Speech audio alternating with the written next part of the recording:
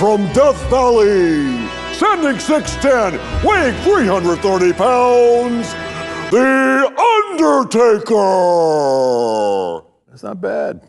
It's okay. Fury! Look at The Undertaker! Oh! Damn! No! Better zero in on that side. I'm with a man that needs no introduction, one of the most popular wrestlers of all time, top 2 or 3. I'm talking about the one and only Mark Calloway, known as The Undertaker. Mark, great to have you here, man. Thank you. Thank you. Yes. My pleasure. I love the, the Undertaker song.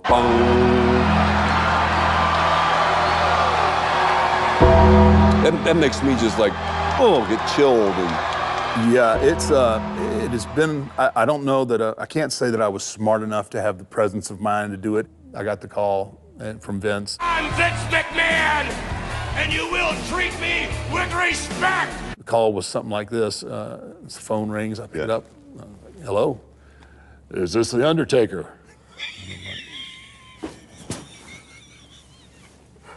Undertaker. Yeah, this is The Undertaker. Oh, all right then. Hey, can you be up here tomorrow? You know? And next day I was on the plane. That was Vince? That was Vince, called me. He had this character, which the original character was based on an old Western, Undertaker. Wow. At the time, people were so just enthralled with it because it was so different. Like, you know, most interview segments or the way that most wrestlers talk, you know, was, well, let me tell you something. Well, let me tell you something, brother. You made a lot of promises to the Macho Man, didn't you? Who are you? Never tell me how to wrestle. What I said, I talked very low. You will rest in peace. You know, and obviously, you know, it was very menacing words, but you know, when someone, if you're in a room or something, someone starts to talk low, well, what do? You kind of lean forward. That's right.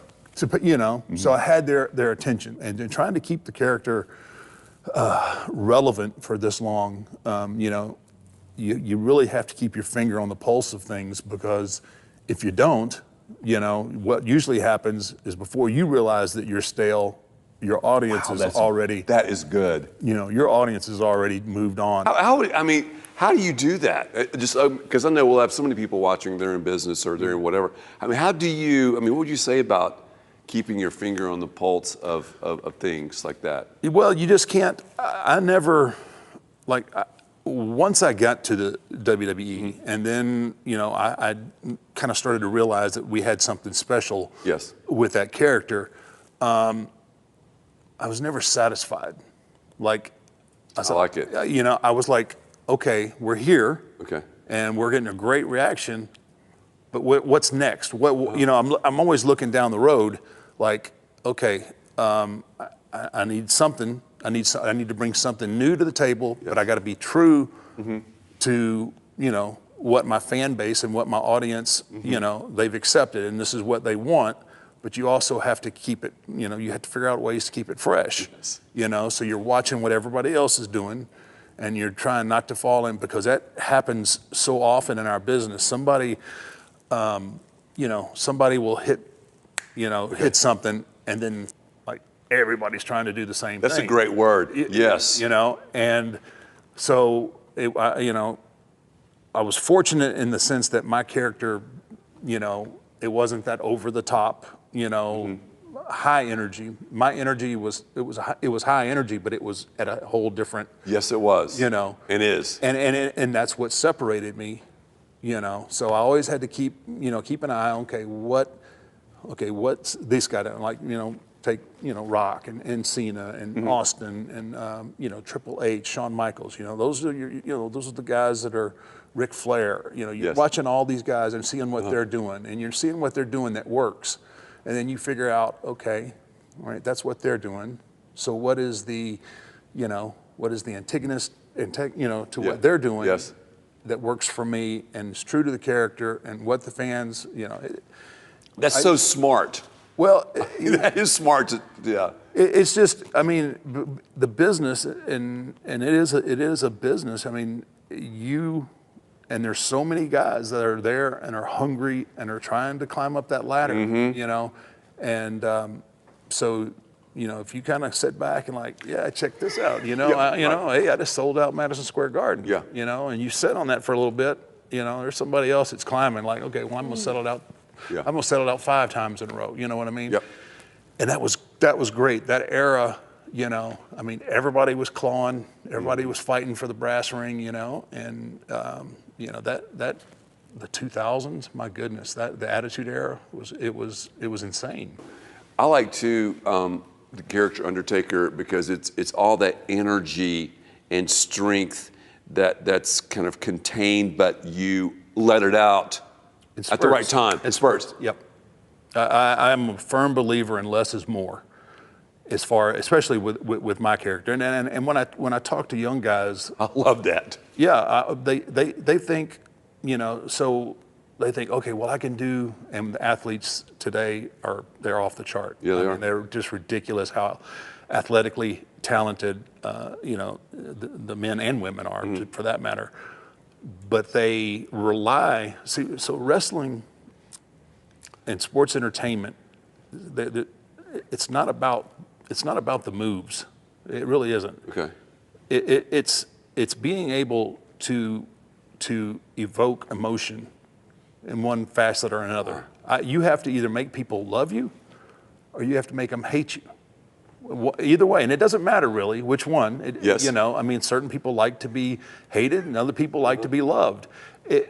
But if you can't, you know, if you can't bring that emotion out of your audience, you're not going to have them for long. And a lot of times, what happens with these young guys is they're so athletic, they're so gifted, like, well, you know, they'll do some kind of double crazy backflip off the top rope, land on somebody on the floor, and then that's what the audience takes away from it. This guy does crazy stuff.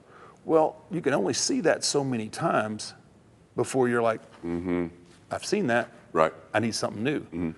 Okay, well, that's a double backflip, you know, full gainer onto somebody. Now, how do I up that? And that's the position they sometimes back themselves into. Like, they have to keep upping the ante, and when you up the ante like that, then you increase your potential for you know, injuries and you know, catastrophic injuries at that. So characters, like, you know, I'm just, I keep looking back, but like, you know, guys like The Rock and Cena and Flair, all those guys like that, you know, they had the ability to either make you love them or they make you hate them.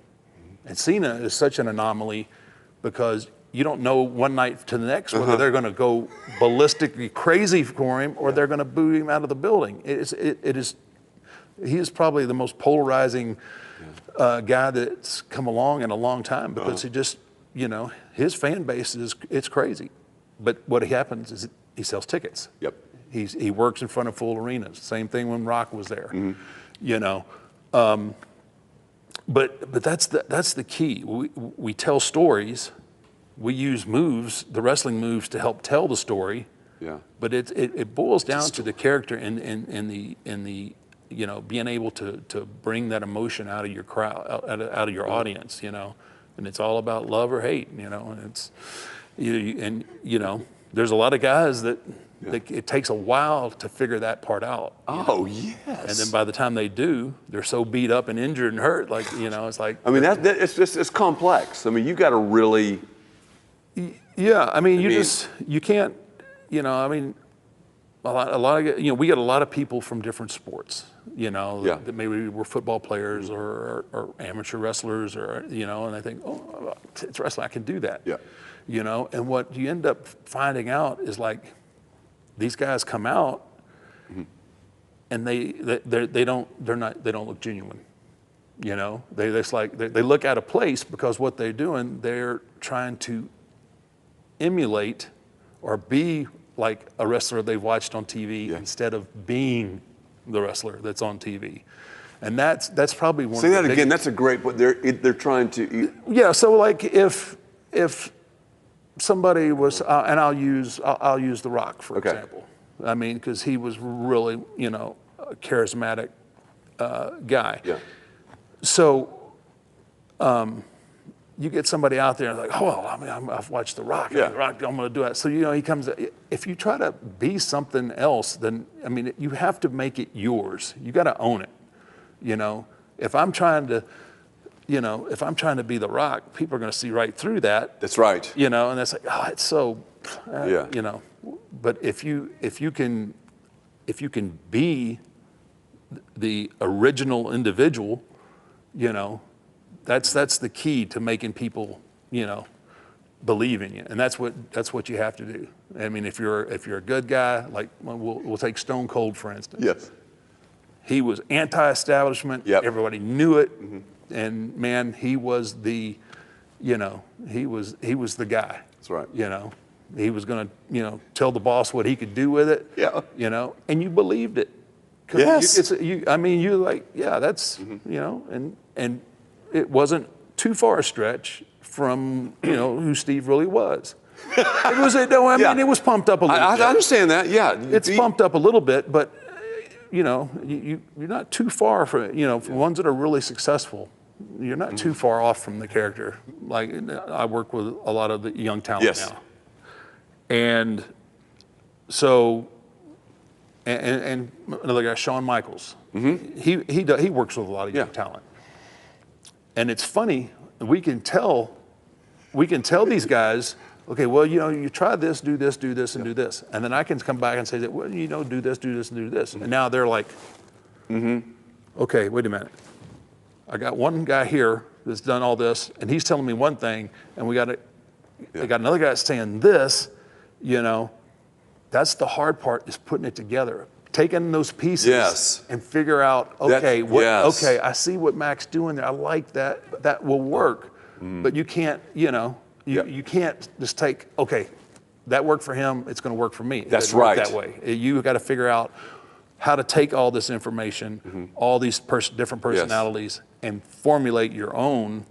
And that's, you know, like I said, that's one of the trickier aspects of whether you're a success or, you know.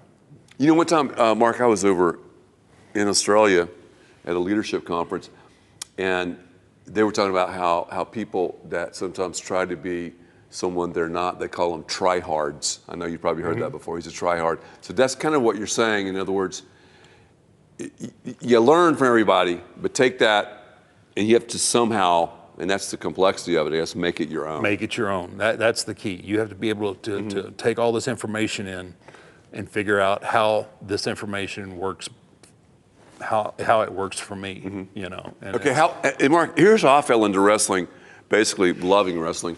I grew up in the Carolinas, North and South Carolina, before I moved to Texas. And we had Mid-Atlantic Championship, there you go, wrestling. I remember Flair when he first came on the scene.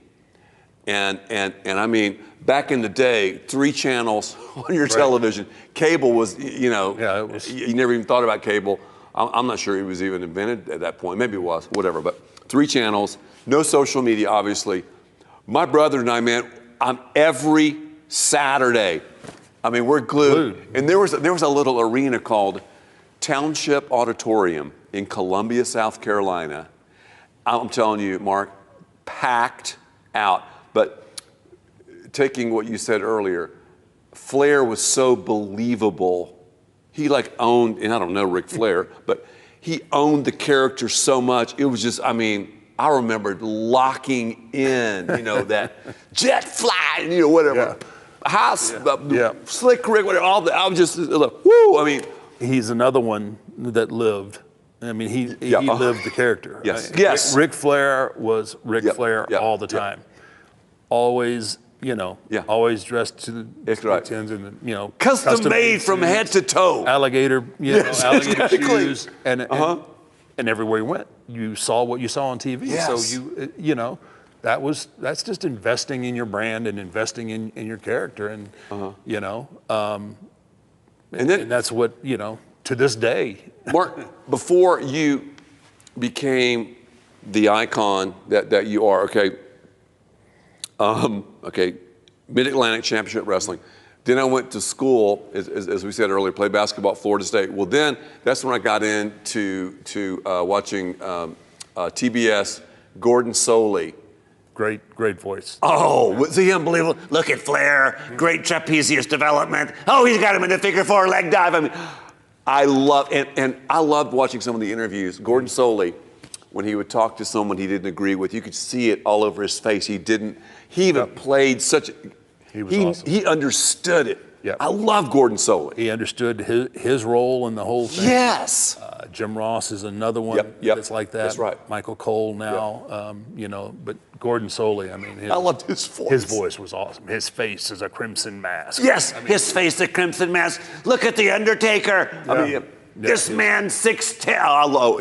Yeah, he was awesome. And I mean, and that's such a vital part because, you know, you have to have that voice to put it all together because when you're in the ring, I mean, you don't have the ability to, you know, so you need that seasoned voice and that one that has the insight to, you know, to tie all the loose ends together. And he was awesome. Mark, who's the strongest guy you've ever wrestled? You go like, yeah, this guy's strength is like ridiculous. I mean, it might be someone we've never heard of, or man, there's been a lot. Or several of them that are just like, this guy's a freak, man. Lesnar. Really? Lesnar was, especially his first time in when he was still in his 20s, he was just a freakish athlete. He still is. Yes. But when he was in his 20s. When he was in his 20s and he first came up, I mean, you know, he was a NCAA national, he was a heavyweight champion, national champion. And, you know, he defied what your mind would tell you because you would see him, you know, he's like 6'4", 285, 290. Yeah. And you think there's no way that a human being that size can move as fast. You know, Really? I mean, you know, his like, you know, his single leg or double leg shot would be the same as somebody that was 180 pounds. I mean, he just really freakish. He was one. You know, there's a guy out, Kane. My gosh, Kane is just incredibly strong. Man, there's been some Mark Henry. Oh my gosh, Mark Henry is he's just Mark Henry is at a if I can whole nother level. A whole nother level. I've seen him. Now this is a great story. So when we travel overseas, you know, once we get to wherever we're going, we travel on bus, you know, by buses, you know, so you get the good guys on one bus and the bad guys on the other. Anyway, we were checking out of a hotel one morning. We had like a 4-hour drive to the next city, wherever we were going. And there was, in front of the first bus was a car. And we couldn't, the driver didn't have enough room to pull out. And, you know, we're sitting there and like, no one can find who owns this car and everything, you know, everybody's looking at their watch like, oh my gosh, you know, everybody's worried, oh, I got to go to the gym and I got to eat and all this other. Mark gets wind of it. He goes, I'll handle it. Mark gets up, goes off the bus, grabs a towel, goes to the back end of this car, puts the towel underneath the fender well. He reaches under it, and he picks it up, and he takes a couple steps and puts it down. He looks at his hands, fixes the towel, hooks it under there again. He picks it up, walked it a couple more steps until we had enough angle that the bus could pull out. I would, you know, I was like, what do you do with that? I mean, you know, I've seen him take. We were in Japan once, and I seen him take a nice piece of silver. It was like a spoon you'd stir your coffee with. So it's a spoon about like that, nice, thick silver. And he twisted it like a pretzel. I've seen him take frying pans and bend them in half. It's just that was just a gift that he was given that not many people have. No. Yeah. I mean, just the nicest guy in the world, but, you know. Have you ever wrestled Andre? I never got the chance to wrestle Andre. By the time that I got to what was WWF then, Yes. WWE now, by the time that I got there, his health was really in decline. He wrestled a few times, and it was funny because Andre really was old school, and Andre didn't like big guys either. Really? He did not like big. He loved me, but thank goodness. But for most big guys, I don't know, he thought they were arrogant or bullies or whatnot, but he had his way with a lot of guys that you would just go, ooh, that was a pretty tough guy. Andre would set him straight. Anyway, he liked me, and he was like, even, and I guess we always think we got one left in us, you know. But Andre, he'd always, I would come in, he was always, now he's Andre the Giant at the time, biggest star that's ever, at that time, really been in wrestling. Worldwide phenomenon. He was always the first guy in the locker room. He was always there. He loved to sit there and play cribbage before he'd go. And I'd come in, and, I'd say, hey, boss, how you doing today? Oh, good. One day, kid, me and you, I have an idea. I was like, oh, really, boss? Tell me about it. Oh, and he'd never tell me. Never tell me. And a good friend of mine to this day, his name's Tim White, and he drove Andre around. He was one of our referees, and I'd ask Tim all the time. I said, did he ever tell you? He would never tell me. I mean, he was old school Andre. He didn't want anybody else to do it because he thought he was going to get to a point where he could get back in the ring and we could do this. Oh, and, man. Have a really big deal. So no one knows what it was. But, he ended up passing away, and he never let me know. God. And I wonder to this day because I was like, man, I bet it was good. So. I bet it. Mark, what do you like to do other than, I know you're so busy traveling around the world, appearances, your business. What do you enjoy, recreationally, just hanging out? I mean, what do you like to do? Well, it's kind of funny because I was on the road for so long, it's all I did. When I was home, I rested. So now that I have a little more time, I like to hunt. I like to fish. Where do you like to fish? It doesn't matter wherever they're biting. I mean, we got a pond in the neighborhood that's stocked full. I don't mind just going out there and throwing a line in. I love fishing. It's my favorite. I love to fish. That's why I ask. That's one of my fondest memories as a kid. My dad, he'd take us down to Matagorda Bay or a couple places and go wade fishing back in the day. And isn't that fun? It was so much fun, and those are some of my fondest memories with my dad because he was one that really didn't take a lot of vacations. But man, when we went fishing, that was that was funny because that was like pre-Jaws, and you'd have a stringer full of redfish behind you, and things bumping into you, and you never even really thought about it being a shark. But Mark, okay, talk to me about the travel though, because I know people watching this, a few, but most people have no idea how much you travel. For example, just kind of give me, I don't know how to say this, but kind of an average time where, okay, you're wrestling around, North America, and then let's say you go to Japan, to just kind of just generally. So when I was going full time, I know I had a stretch, I'm going to say probably 8 years, where I averaged over 270 dates a year gone on the road.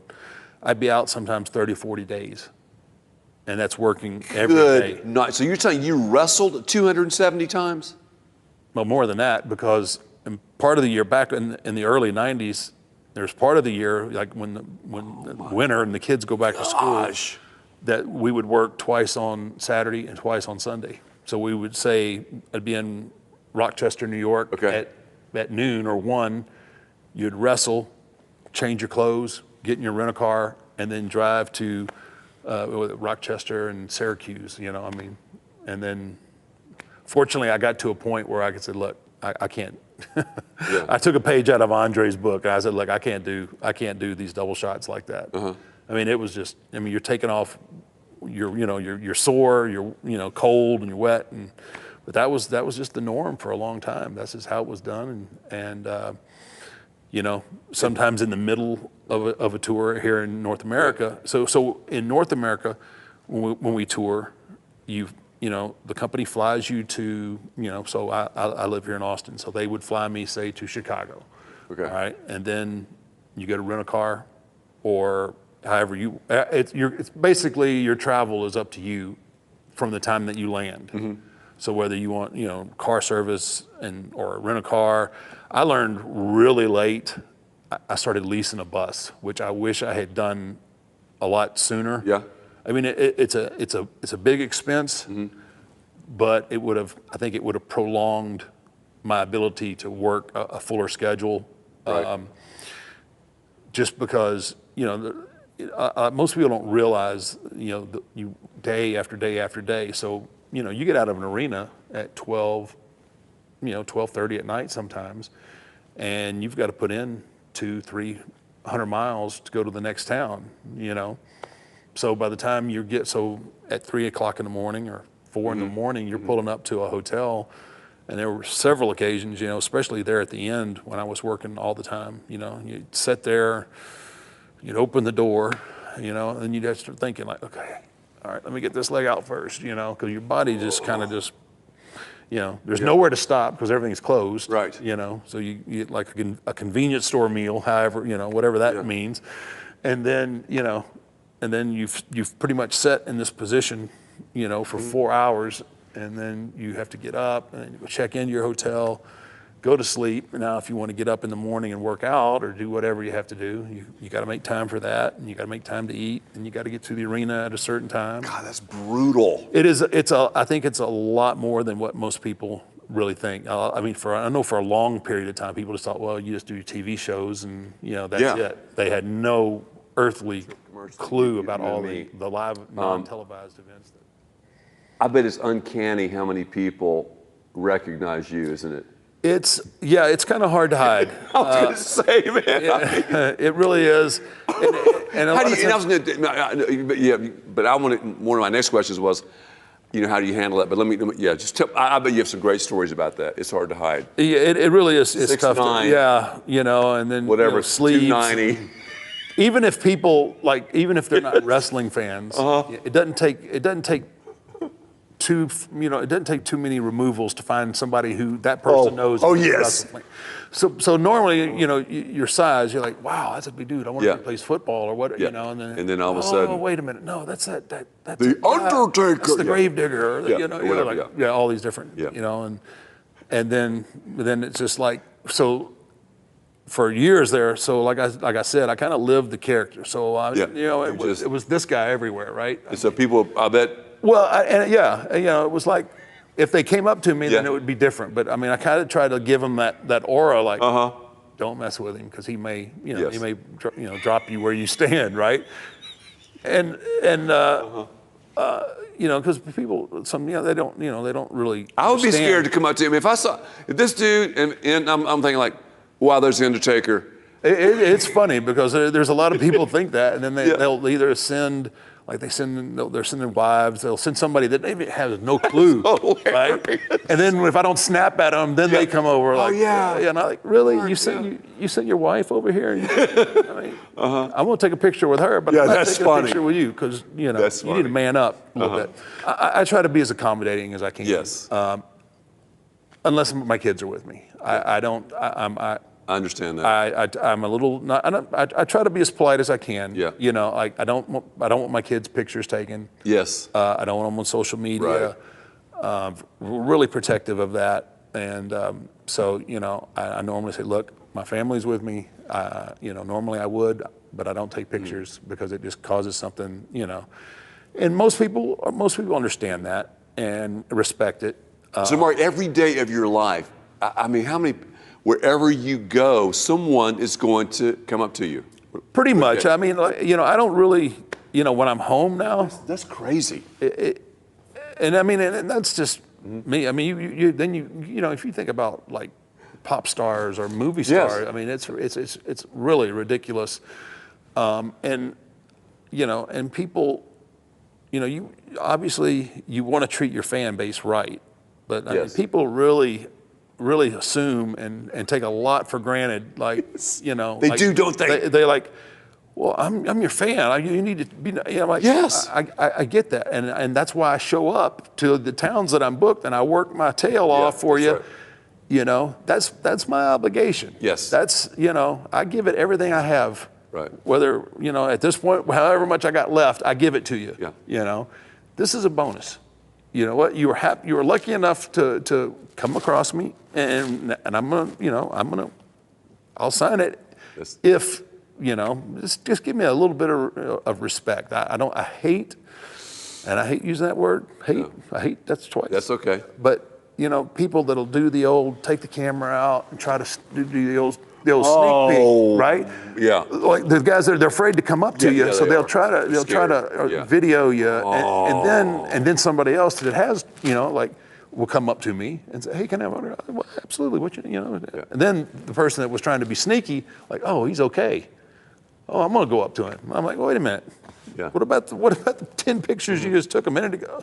Oh, well, I did. I'm like, Have you ever had anybody try to, like, say, let's not fight or not fight or some? Surely people aren't that crazy. Well, they are. I have people ask me all the time, hey, will you choke slam me? Like, I'm saying, you really don't want me to do that. No, I don't know. I said, We it's a don't. nice No. flight, but the landings are rough. I'm just saying, you know. It is. I like that. A nice flight. It really is. Bad Mark, landing. how many? Tell me some quick injuries you've had over the years. Okay, let's see. Both eye sockets have been crushed. Your eye sockets? Yeah. Both. At one time? No, they were separate. They were years apart. I've had probably, I'm guessing we're closing in on 20 different orthopedic type surgeries from just wrestling related injuries. Both hips have been, had a form of hip replacements, torn biceps, torn pecs, torn triceps, bone spurs, training. You know you're match. on a level that very few people have ever thought about being on. I just think I'm probably a little tougher than I am smart. Yes. He takes it away. I've seen you a lot of times. Yeah, so that's a choke slam. So how do you? You really want to know how I get people up? Yeah, no, you don't have to do it. No, Okay, because yeah, I it's don't- really I don't- uncomfortable. Whoa. No, because Yeah. sometimes, because I mean, Grab 'em. yeah, absolutely. I grab a handful, and if you don't go up, if you don't jump, you're going to get, you're going to get a little wedge in there. It's the oldest trick in the book. Who's the biggest guy you've ever? I mean, when you're at your, when this was fixed and everything, how big are we talking about? How much you guys weigh? You see, Yoko, 4. I got a 4. It wasn't real high, but I did a 400 pounder. It wasn't. I mean, it wasn't like. It wasn't high though. It wasn't high. I mean, but I don't care. I love like you get somebody like you get somebody like a Rey Mysterio, some of the little guys, man. Those are awesome. Then you could just walk around. The Undertaker. Mark, thank you. My pleasure. So much for giving us the time. The Undertaker, Mark Calloway. This guy's the real deal. Great guy.